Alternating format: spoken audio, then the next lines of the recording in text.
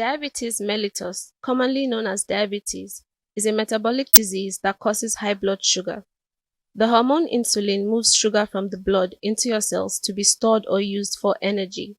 With diabetes, your body either doesn't make enough insulin or can't effectively use the insulin it does make. Diabetes is a chronic disease that occurs because the body is unable to use blood sugar properly. The exact cause of this malfunction is unknown, but genetic and environmental factors play a part. Risk factors for diabetes include obesity and high levels of cholesterol. Diabetes is one of the leading causes of death in the world. No fewer than 6 million Nigerians, 1 in 10 adults, are living with diabetes, even as the numbers are expected to double by 2030, with the nation facing a situation akin to a ticking time bomb. Okay, to educate us further on diabetes mellitus, we're now joined from London by Dr. Joyce Omatseye, who is a medical doctor with a degree in health management from the United Kingdom. Thanks so very much for joining us, Joyce. You just want to quickly break it down in its simplest form, what diabetes really, means. Of course, thank you for having me on. As explained earlier, diabetes is a hormone called insulin, and insulin actually regulates our blood glucose levels. So when you have diabetes, it means we're either not producing enough insulin, or we're not producing enough insulin, or our bodies are not able to regulate this insulin properly. So we have high blood glucose levels, and these can cause potential complications. And that is why it's important that we speak about this today. Quite important to speak about it, but you know what? There are a lot of misconceptions as to the cause of diabetes. Well, Dr. Joyce, diabetes, is it caused by excess sugar in the body? Yes, of course. So diabetes is caused by excess sugar in the body, but we have different types of diabetes that we need to be aware of. So if we start with type 1 is an autoimmune disease. Your body is not producing, so it's destroying the cells that produce insulin, which increases the cells of blood sugar levels. And this can actually mostly occur during childhood. And then we have type 2, where your body, because of certain risk factors, you're at a higher risk of not being able to produce enough insulin, or our bodies are just not responding enough to be able to break down these blood sugar levels.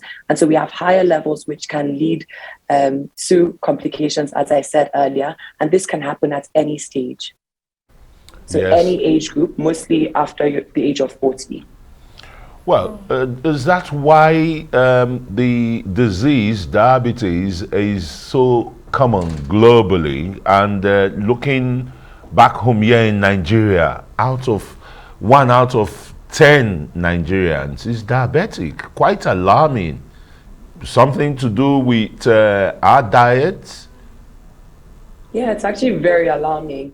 I mean, globally, the WHO has stated we have 422 million cases of diabetes, and about 1.5 million deaths that are attributed to diabetes every year.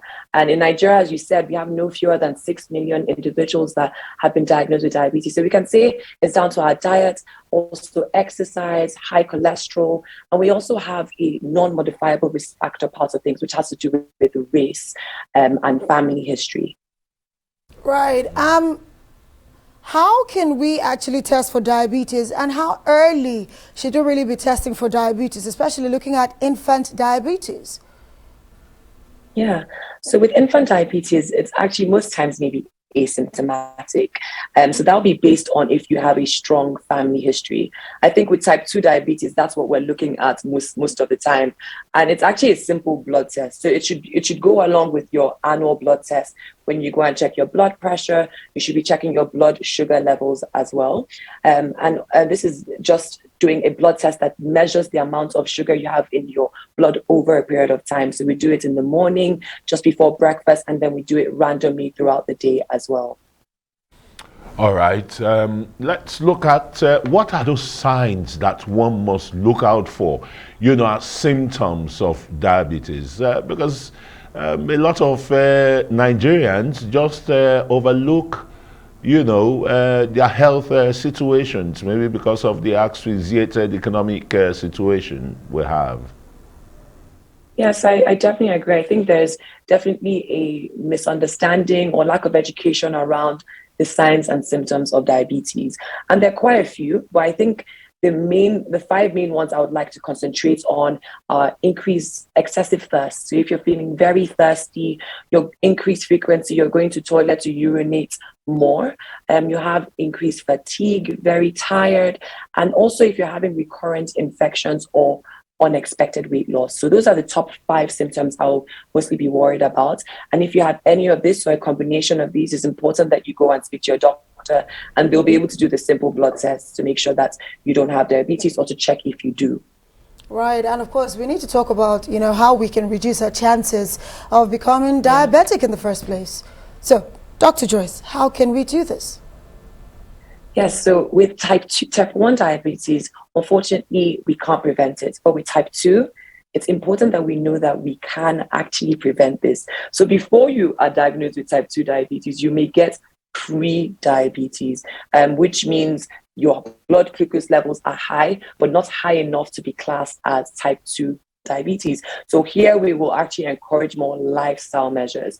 So improving your diet, ensuring that you're on a healthy diet, increasing your fiber intake, reducing the fats and calories, encouraging physical exercise. So putting in 30 minutes of aerobic exercise every day, and approximately 150 minutes of aerobic exercise throughout the week is important.